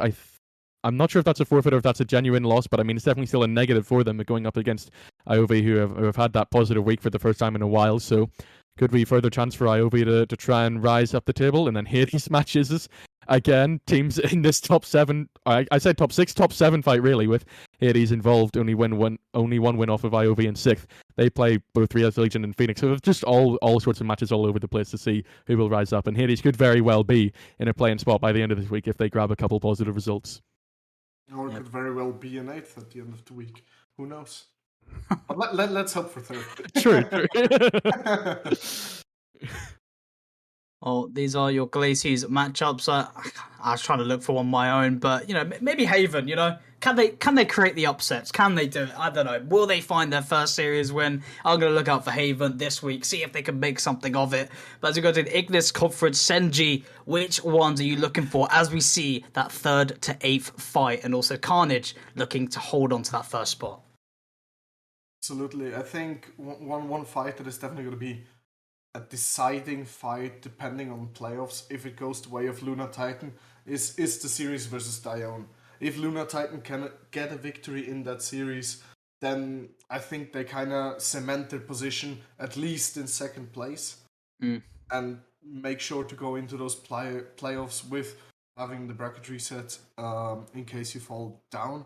But as you said, we've got that fight for 3rd, or for play-ins, better say, not particularly 3rd. And I think a good fight there is Dogon versus Einsteinium. Both of them are currently on the same amount of wins in 5th and 6th, respectively. Well, Gladiators just overtook them. Never mind. In so 6th and 7th, Einsteinium have dropped out here. Then, exactly, that was the game versus Dion. Yeah, and then we've got Gladiators versus Einsteinium, who are in this region of the table, are really looking to get those playoff spots, because 2 teams of those, around about 6 teams on the table that are close to each other, 2 teams of those 6 teams won't make it to play-ins, and there's going to be a ton of matches this week. I also think something like, what is it? I saw it before. Pyrrhus versus Fearless Alpha is going to be one of those games. Then Storm versus Dogon is going to be not quite one of those games, but I'm very interested to see what Overwatch and Storm overall are going to be able to accomplish this week. Yes, they've got hard opponents, especially Overwatch going up against Carnage, but then again, they face each other, and who doesn't like a bottom of the table brawl? I mean, you talk about it. I mean, obviously they did play, but Overwatch took a game onto Carnage, so even that itself, they got to be happy with that. But if I'm not wrong, I'm pretty sure every single series in the Ignis Conference is actually influential to these standings. Obviously, Overwatch, obviously getting that one win to kind of fight for Storm in the bottom. Obviously, not influential in playing conversation, but just for their own little competition. But other than that, I think all of these fixtures here are going to be massive for their standings of shifting up or downwards, and it's going to be very interesting to see how, which teams can come out positive and which teams are going to just fall with the short straw. But these are your matchups for week number 7 in the Master tier. As we go over to the Premier tier, where obviously me and Sennji, we just know it all. I mean, Sennji probably knows more than me at this point, but the results, as we see here, Barmanitan, this is your section. Have it away. And actually, I think obviously Sennji has a little bit as well, but we'll start with you, Barmanitan.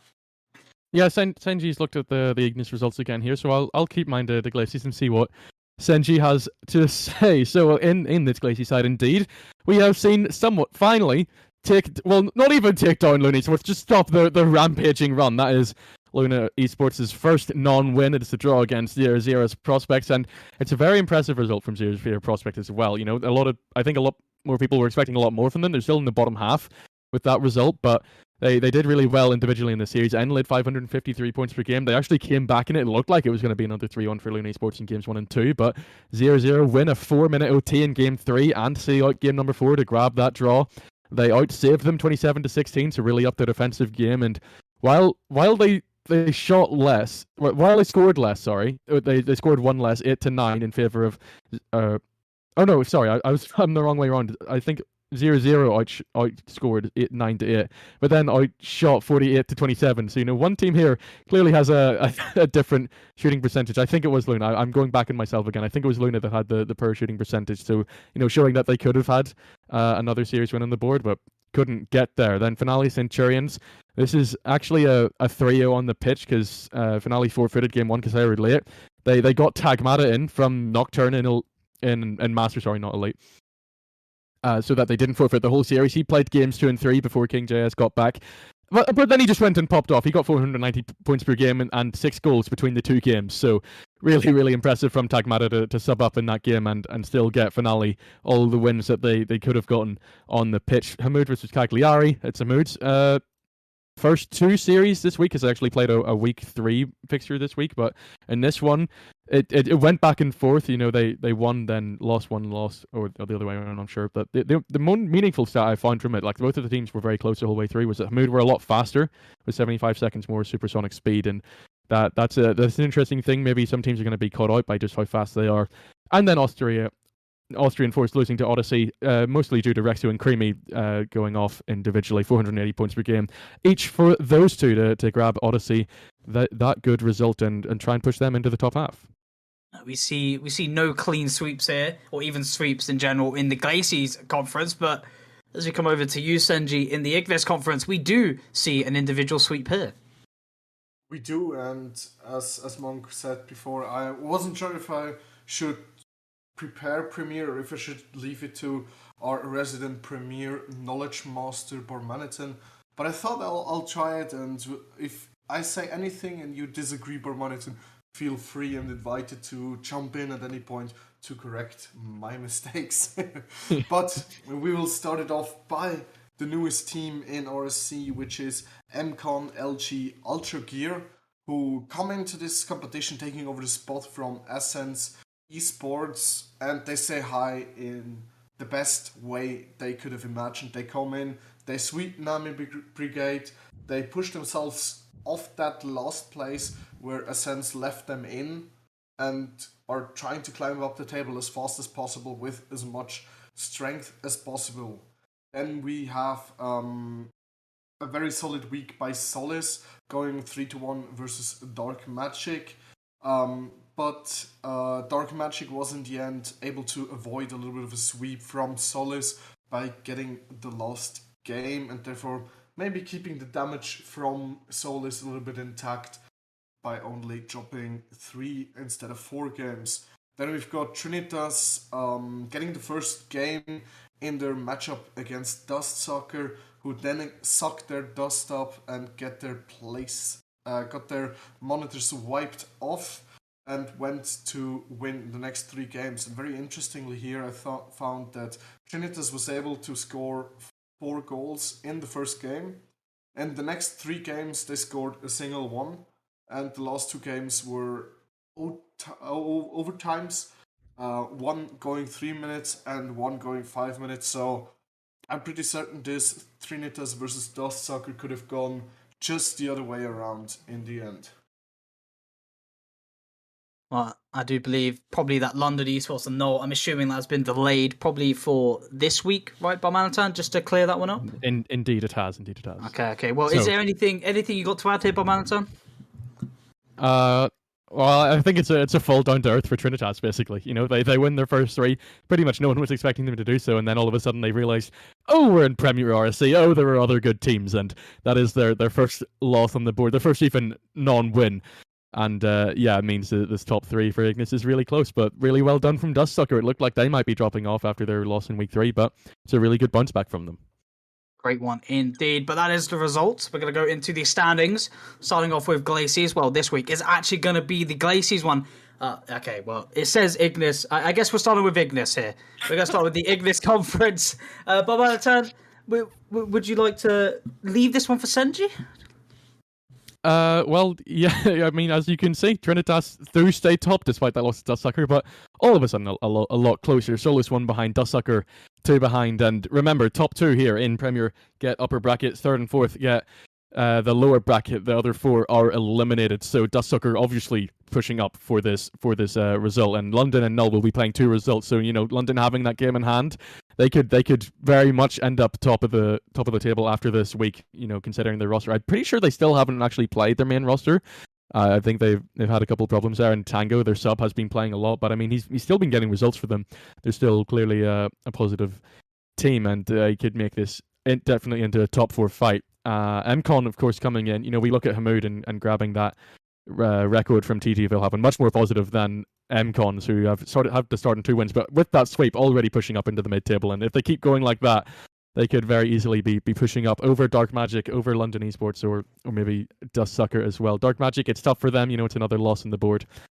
But they still grab that 1 game, and that's very important in Premier for them to not give up and make sure they keep fighting, keeps only 1 off of London, even if they have that game in hand. Null and Nami Brigade, it's slightly more pain for them. I think Null have been having roster issues with players showing up, but let's hope that they can show up to this London game and their other matchup, which we'll see in the fixtures in just a moment. And Nami Brigade have also been having a subs. Velocity played their game this week, and it was another defeat for them, so hopefully they can pick it back up and make this close the whole way down the table. We see all the results have finished. Obviously London and Null still got the series to go, so they could find an opportunity to climb up. But as we now go to the Glaciers Conference, Sennji take it away, as we do see Hamoud, one of the new teams coming in with 0-0 prospects, looking to hold their ground. Absolutely. Obviously, they've come in, they've taken over spot, just like we've seen before with MCon, LG. They are able to clinch themselves into the top 2 at the moment, although it is so close, as what is a wonderful feature of Premier, in my opinion, due to only playing 1 series a week. It is always so close. We've got Luna Esports, Hamoud, and the Odyssey all in 1 game, all fighting for those upper bracket spots.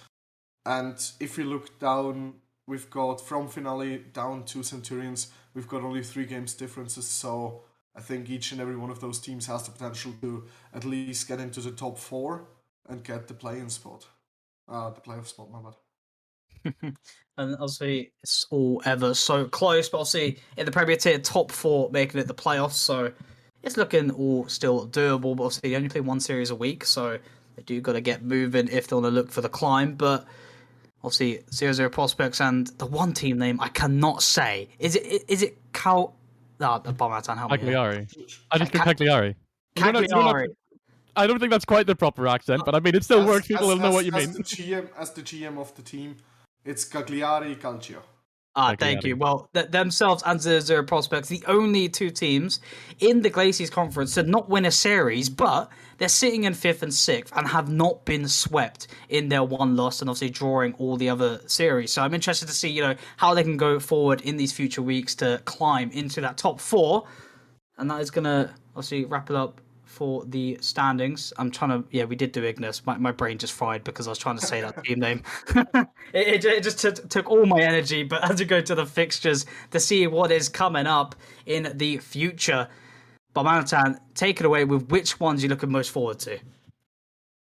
Well, in this Glaciers side, we'll have one of the bottom 5 fight finale versus Austrian Force. Austrian Force coming off of 2 losses now in finale have just grabbed that win against Centurions, even with the sub up. So I think it's going to be another tough fight for Austrian Force. They're going to need to start picking up the pace if they don't want to be rooted to the bottom of the table with Centurions. Cagliari, they've been having draws a lot this season. It's their third third last week. So maybe they can grab another one against Luna Esports. I think that'd still be a positive result for them, considering how well Luna Esports have been doing.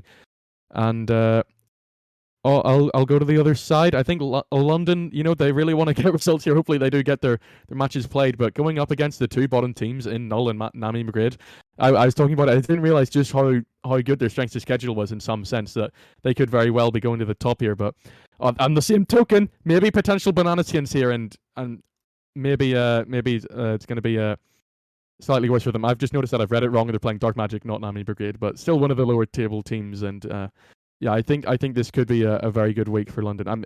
I'm sort of missing the top 2 fight here between Trinitas and Toulouse. Obviously, another great matchup. All of them are so good because we keep saying it. Premier's so close, but yeah, that's probably actually the highlight of the whole tier. Solus going up against Trinitas on the 3rd. I think that's Sunday, and whoever wins that will come away in top spot. So big things going down there. The French roster of Solus trying to take down Trinitas Esports and deliver them their 2nd loss. Now, well, these are your Premier Tier matchups heading into week number 5, but that is going to obviously wrap it up for the individual tiers. But before we move on to the special guest, we've got the franchise standings, and this is where some GMs they like this competition, and Sennji, we don't see you in 20th. Do you want to take it away? Sure. If we flip this table, Might of Hades is in 3rd, which is one hell of a good result. But no, let's be realistic. We've got another move at the top. We've got Symbiotes taking over Arctic Frenzy once again. Those two have had a little bit of a battle all season long. But it's not just those two. Galamo Esports have joined them in their fight by going one single victory behind Arctic Frenzy, really pushing up for it. Then we've got a little bit of a mid-table, I'd say from roundabout 4th to roundabout 13th. They're all in between 11 wins, and in the franchise standings, 11 wins is basically like in normal standings 2 wins. It's nothing at all. And then it goes down a little bit with Sistema Solaris leading the lead of the 2nd worst group in a way. With their 113, goes down to Voltec. That's again only 3 games for 4 franchises. And then we have to look down a little bit more with the bottom 3 franchises led by Might of Hades and Nines Esports, both on 97 wins, and Override not feeling well at all on 90 at the moment. But who knows?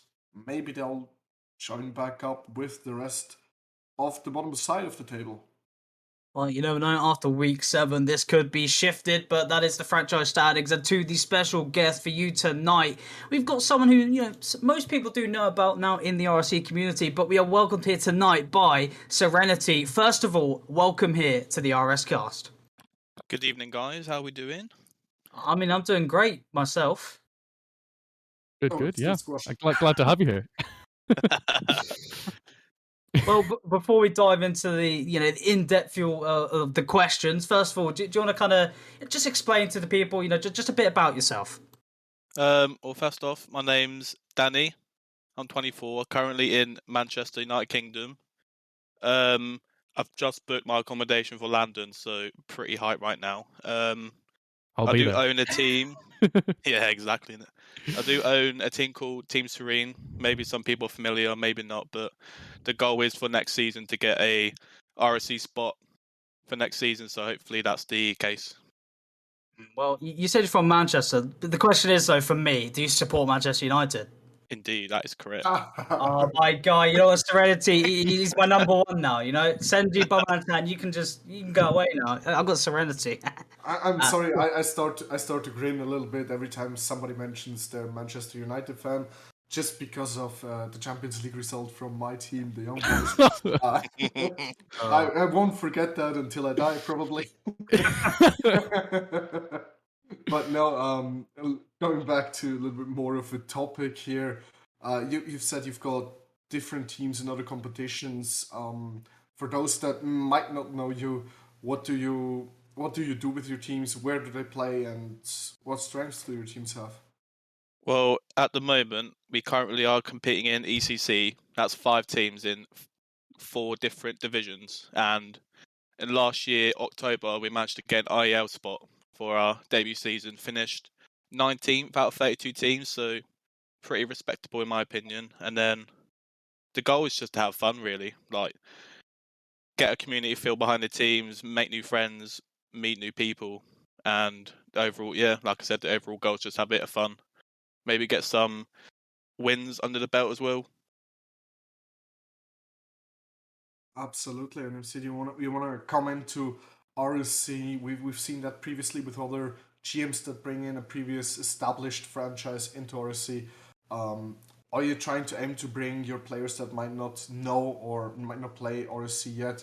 Are you trying to build teams around those players, or are you coming in with, in quotation marks, a little bit of a clean slate, trying to build an RSC part into your community? What's your idea if you were to get GM next season? I think it's late team, so no one gets special treatment. We're gonna draft some people hopefully next season, see what they're all about, the vibes, the team play, the mechanics, etc. And a handful of Team Stream players are already in the RSC. So off the top of my head, Lynx is in the RSC. Zaldi, Kingsman Gas is most notable as well. And yeah, just trying to find the most compatible people to make the best team possible. Nice. Then I'll hand you off to Barmanitan taking the easy questions and leaving him with thinking of more hard questions.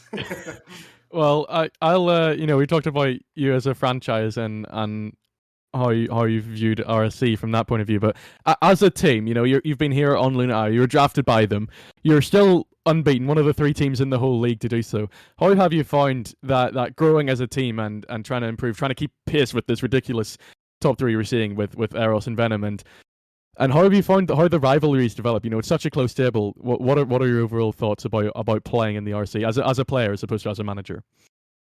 Honestly, the idea of being a player is vibes. Like the Luna team's vibes. Conflict's a great guy. Nick's a great guy. North's a great guy. Everyone's hungry to get into that first spot. So as a team, we're very much capable, I think. But in terms of results, maybe not so much. Like the 2-2 draw against Venom last week, we was aiming to get a 3-1 win, but it wasn't to be.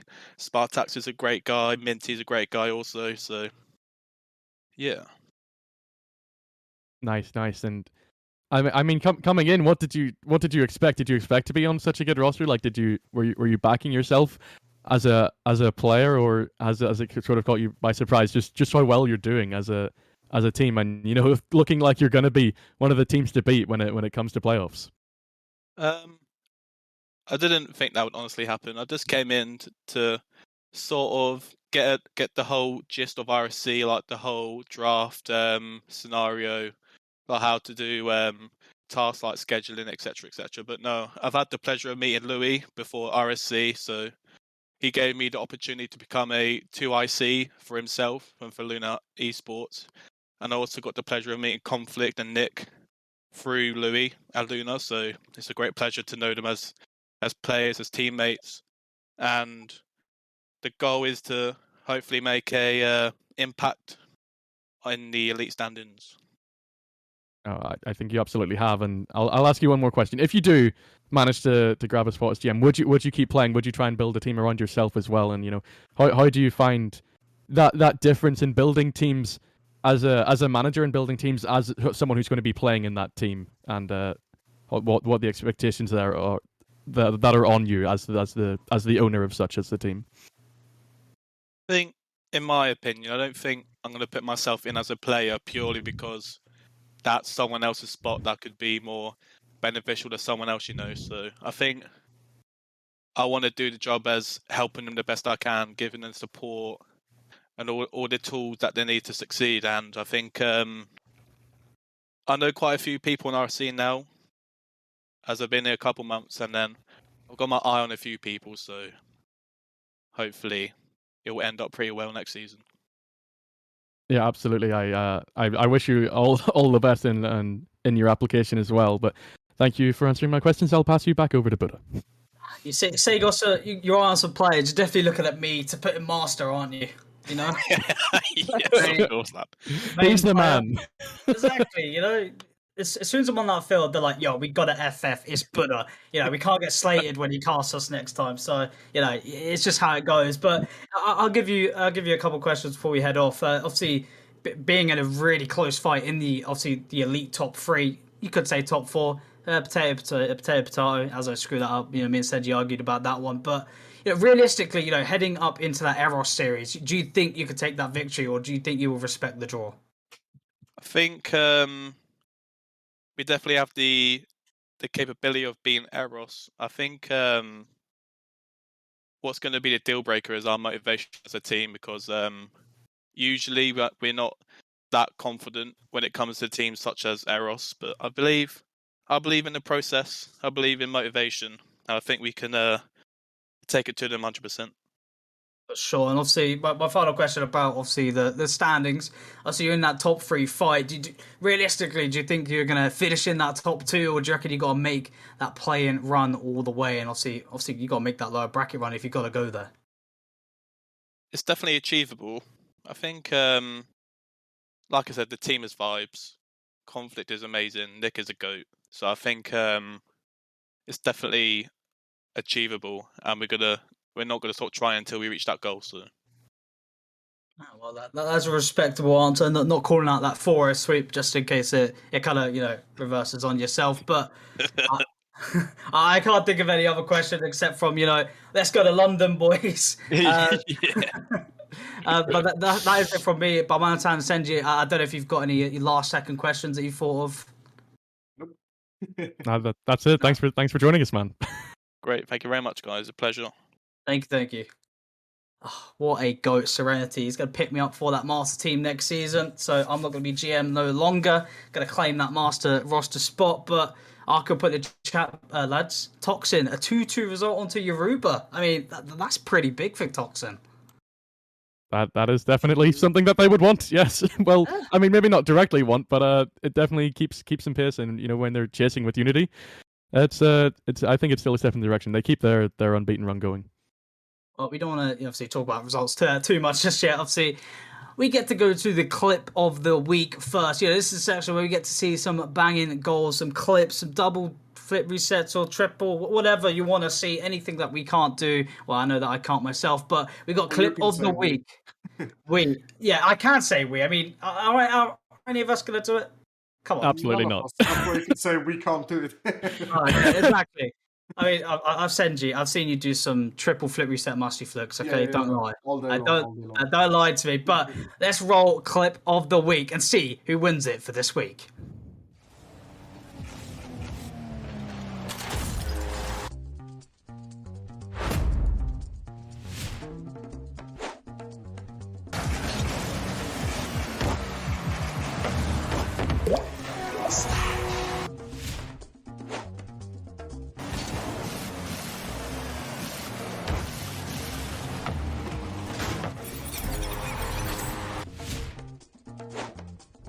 Bunny on their net. No. I'm bumped in their net. Take your time. Så. Signal boost. Bra. Nice. Oh, bums!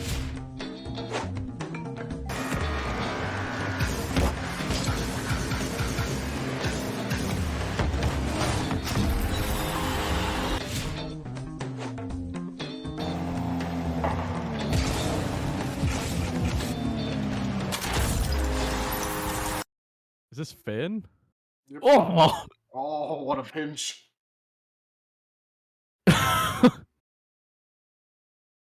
We're back. I mean, We're back at it. Clipped our last sentences whilst reacting to it. What? Live reaction on here. What were those clips, everyone? From the first one to the last one, all of them were just nutty. it just makes it tough. It just does not make it easier week by week. I mean, how do you choose a winner? I mean, luckily, we don't have to pick it, but that's got to be tough to vote for.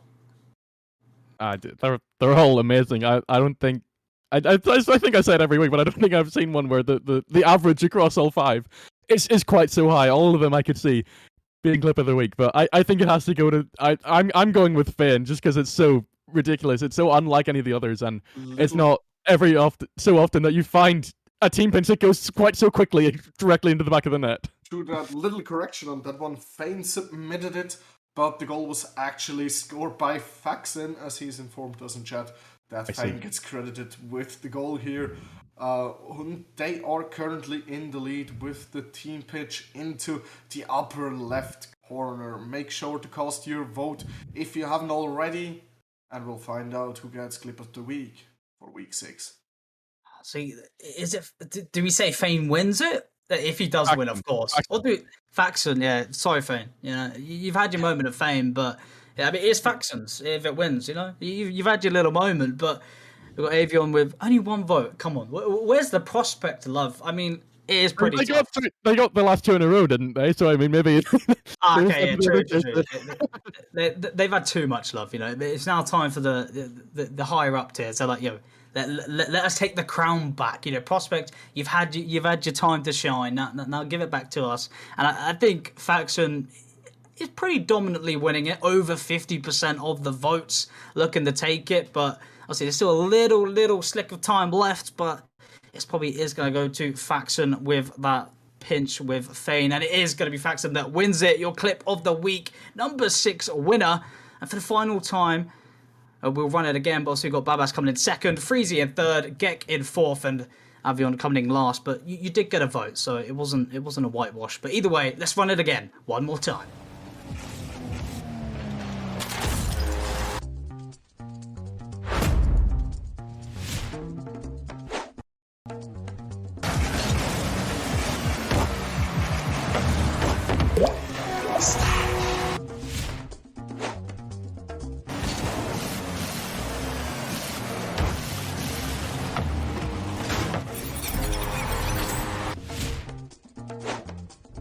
Landing on their net. Long.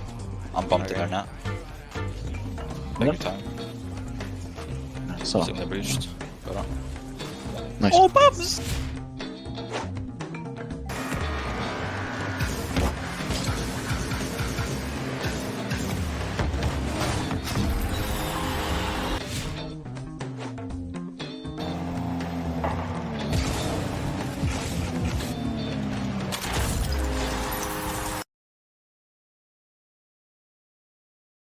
Well, those are your clip of the week submissions, but obviously Faxon taking the W in week number 6, so congratulations to you. But that's going to wrap it up for clip of the week, as we do go to fail of the week. And I mean, I love this part. This is where we get to embarrass some people. And for this week, it's not one submission. We do see more than one, so we do get to see, we get to embarrass more than one person. So let's roll the fail touch and see who's going to take it.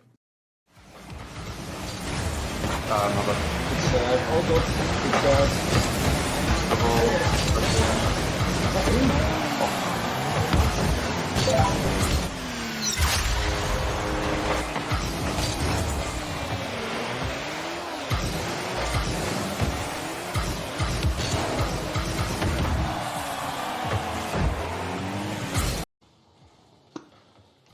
My bad. Good save. All good.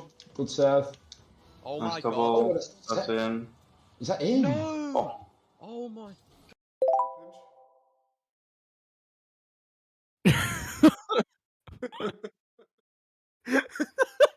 We all collectively screamed no for the second one. Oh, what a trio! What did I just watch? I have nothing to say about that. I mean, there's me thinking if I was thinking if I was colorblind at 1 second. That's gone very easy on what you just watched. You watched my favorite segment of the whole of RSCast. You watched the fails of the week. Outstanding stuff. That like 2 touches into the back of their own net. Not one. One's not enough. They need to make sure that it's definitely going in.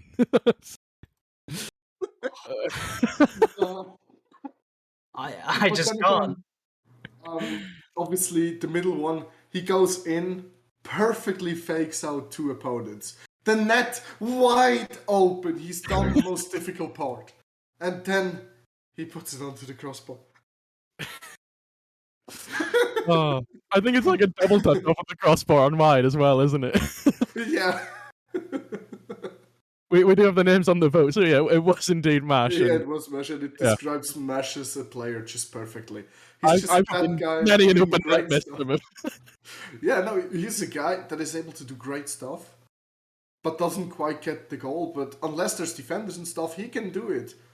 But when the defenders are out of the picture, when there is just an open net, that is Mash's by far biggest enemy. And I think he hasn't overcome it yet, and I doubt he'll ever overcome it. It says QX has pointed out in chat, like he potentially was going for a clip of the week, but in a second it goes the complete opposite way into a fail of the week. It's just that's how crucial that one little touch could have been. But I mean, I guess it's less embarrassing for the defenders that got faked, I guess, right? A little bit. I mean, they still got faked, but it didn't go in. Yeah. It is incredible just how well Mash is doing here, though. When you look at Jeff's goal, I mean, Archeon thinks Jeff's is worse, and it's definitely a fight. But yeah, Mash is storming to this one. Clearly, the 2 touches into the back of their own net. They follow it's 1 touch high, and then they follow it up and they flip into it. So it's still very impressive from Jeff that they've managed to do that. But the audience here thinks that Mash's was worse. Yeah, well, the audience have voted your winner, which is going to be Mash. Congratulations for having fail of the week. A great accomplishment, getting 70% of the votes with 16. Jeff getting 7 of them, and Void, you got 0. So congratulations for not being the fail of the week. In a way, you won. But let's roll the fail target once more and embarrass them just a little bit more. It's all good.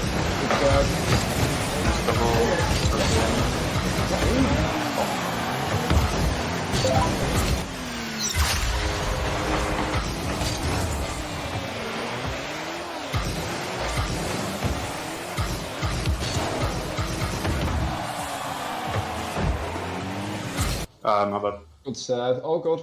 Good save. Oh Nice my double. god. That's in. Is that in? For the week. Oh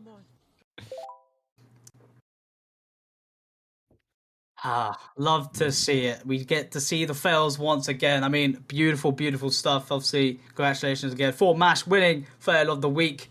And obviously, that's going to wrap up for fail of the week as we do go over to the weekly awards. We go from fails to MVPs. And as always, Barmanitan, you do start us off with the prospector. Yep, here we go. Always this lovely transition where we get to laugh at all the wonderful fails and then really see just how good RSC is at an individual level. In Prospect, we will start it off with the highest points per game this week from Myro DK, 560 for him. Great stuff for Overturn. Then your finisher was Aviator. Talked about him earlier on Micah Faction, 8-0 week for them, 2.25 goals per game. Incredible from the man himself. Your striker will be Alwoof, 100% shooting accuracy. The Prospects just keep on doing it week in, week out. This time it's from Prelude, and they get on for the playmaker as well as Mr. Keane will take that title this week, 1.75 assists. And then Saviour, Tomorrow's EK once more, 2.75 saves per game, getting Overturn on the board once more. Now, headed into the Challenger tier to see who got the MVP. And it is, give me a second, El Druo with 563 points per game. That takes it. He's not just the MVP, he's also the finisher of the week with a staggering 2.5 goals a game. Then we've got Roll Toxi with 2/3 shooting accuracy for Luna Esports. We've got Mac as the playmaker, helping out his friends with 2 assists per game. And then we've got the savior, HA47, with 2.63 saves a game. As we head up and up to the rival tier, your MVP of the week is going to be alone 585 points per game. And he gets it again with finisher 2.33 goals per game. And Sennji is going to be your striker. 71%. See? What? I'm telling you, the triple flip reset musty flick. That's what it is. That's how he does it. And your playmaker is going to go to Hera with 1.75 assists per game. And your savior is going to be Tomo with 3 saves per game. Now, on we go to Elite. And we will have, starting us off, an MVP, Daline, 546 points per game. Sennji started him out earlier, and he does get on this graphic at the end of the stream here. Now, your finisher is Sato with 2.25 goals per game for Bladesmith. Striker will be Yag NU with 86% shooting accuracy. Doesn't quite match the 100% from Prospect, though I'm not sure anyone can do so, as we go into our playmaker, Rollback Noodles, with 1.25 assists per game for Megumin Cult. And Savior, it's for the Venom side. After the shock of seeing myself on the graphic, I did not expect to. We will now head into the Elite tier to see that the MVP this week has been taken by Valerie with 471 points per game, showing off for the Hades side. Then we've got Altrox as finisher with 2 goals per game. As striker in Elite is Nitro 9526 with 71% shooting accuracy. We've got the playmaker Brad with 2.25 assists per game. And Nick takes the spot for the savior of the week with a staggering 3 saves a game. Okay, this is really bad timing. My sub just ran out and it gives me an ad as we get to Premier Tier. What is this, RSC? Come on. Why would you do this to me? Hold up. I got 1 second. It's fine. It's fine. I got a resub, but your MVP is going to be Enlid with 533 points per game, and your finisher is going to be Rexo with 1.5 goals per game. Your striker is going to be Mazixi with 66.67% shooting accuracy. Your playmaker is going to be Creamy with 1.25 assists per game, and ended yet again, in your savior with 3 saves per game. That is it from your Premier Tier, week number 4. And after all of those have come through, you've seen what they have all done for each individual stat. We have your team of the week for week number 6 in RSC9. New graphic on board here to show off each and every one of these players. Starting off in Prospect, it's Aviator from Micah Faction going 8-0. Huge performance from him. Done so well all week. Love is next for Parthene. The Croatian has done huge work for Ox Gaming this week in RSC. Then it's Alona for Unity. Voltec have been pushing up in Rival, and they're definitely going to try and keep a hold of this top 5 race. Into Elite we go. For Bladesmiths, it's Cairo. The roster change has proven good, and they've done so well in their Golden Fennec. For Hades, it's Valerie, top points per game, and your player of the week for Master this tier. Might have Hades doing well with this week with Valerie. And in the Premier Tier, it will be your Solus player Pablo grabbing that award. Huge week from all 6 of these players. They've all done so well to push their team further up the table, and really big individual performances while doing so.